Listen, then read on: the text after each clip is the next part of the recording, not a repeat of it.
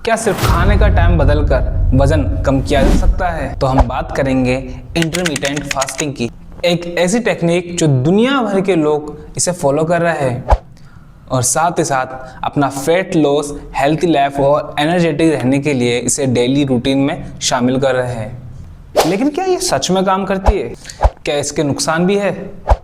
और सबसे इम्पोर्टेंट, इसे सही तरीके से किस प्रकार किया जाए? तो दोस्तों, इस वीडियो में हम इंटरमिटेंट फास्टिंग की पूरी साइंस और बेनिफिट और करने वाले मिस्टेक को सबसे आसान भाषा में समझेंगे। तो दोस्तों, इसे अंत तक ज़रूर देखें। तो सबसे पहले दोस्तों, इंटरमिटेंट फास्टिंग होती क्या है?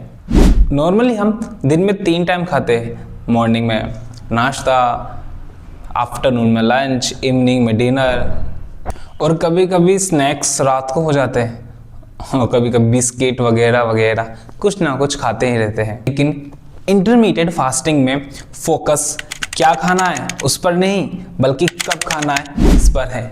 मतलब आप एक फिक्स समय पर खाना खाते हैं और बाकी टाइम आप फास्ट करते हैं। फॉर एग्जांपल, सबसे पॉपुलर मेथड 16/8 का, आप 16 घंटे तो फास्ट रहते हैं और 8 घंटे के अंदर आप खाना खाते हैं।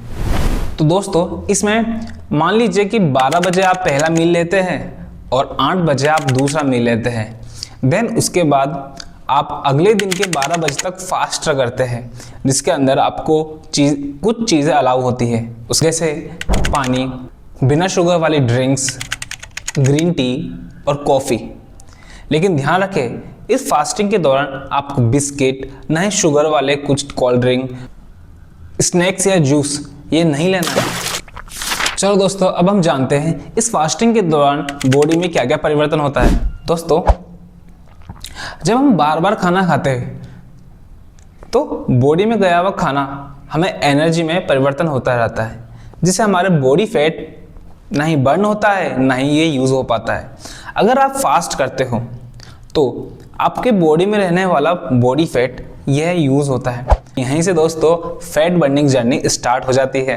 तो साथ ही साथ अपना डाइजेशन सिस्टम भी स्ट्रांग होता है और साथ साथ इसे रिलीफ भी मिलता है।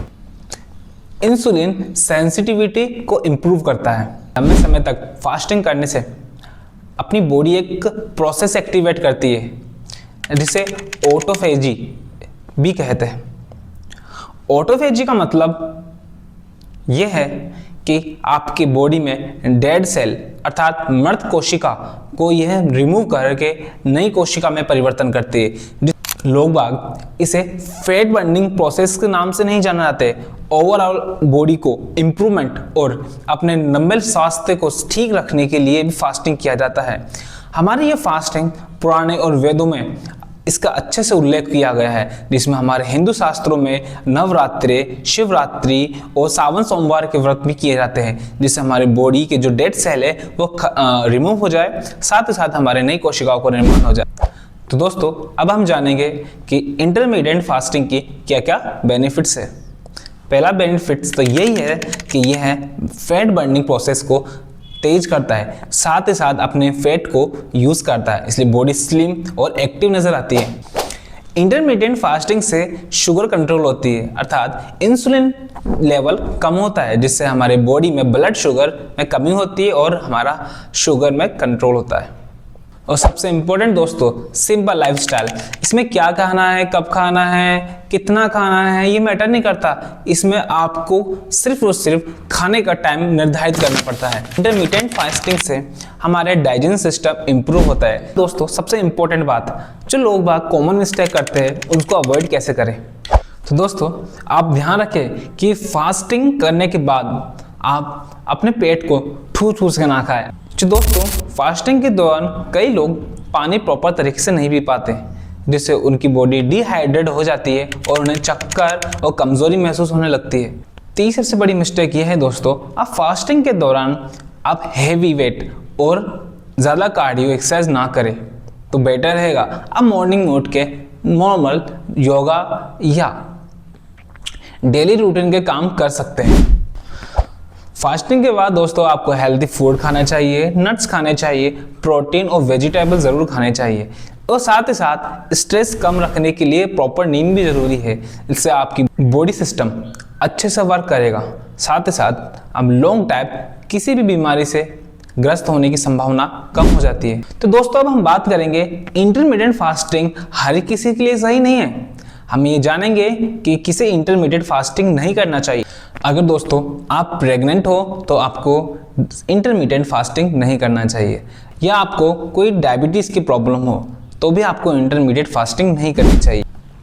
ये आप सीरियस मेडिकल कंडीशन से गुजर रहे हो तो आपको इंटरमीडिएट फास्टिंग नहीं करना चाहिए। ध्यान रखें दोस्तों, ऐसे लोगों को फास्टिंग करने से पहले डॉक्टर की सलाह जरूर लेनी चाहिए। तो दोस्तों इंटरमीडिएट फास्टिंग कोई मैजिक नहीं है। यदि आप डेली रूटीन में इसे करते हो तो आपका फैट बर्न के साथ साथ आपको हेल्थी लाइफस्टाइल भी प्रोवाइड करता है और लंबे समय तक आपको किसी भी प्रकार की बीमारी से दूर रखता है। और याद रखिए दोस्तों, कंसिस्टेंसी सबसे इंपॉर्टेंट है, तभी आपको बेहतर और अच्छे रिजल्ट मिलेंगे। तो दोस्तों वीडियो पसंद आई है तो लाइक करिए और सब्सक्राइब करिए, और हमारे साथ जुड़ने के लिए आपको बहुत बहुत धन्यवाद।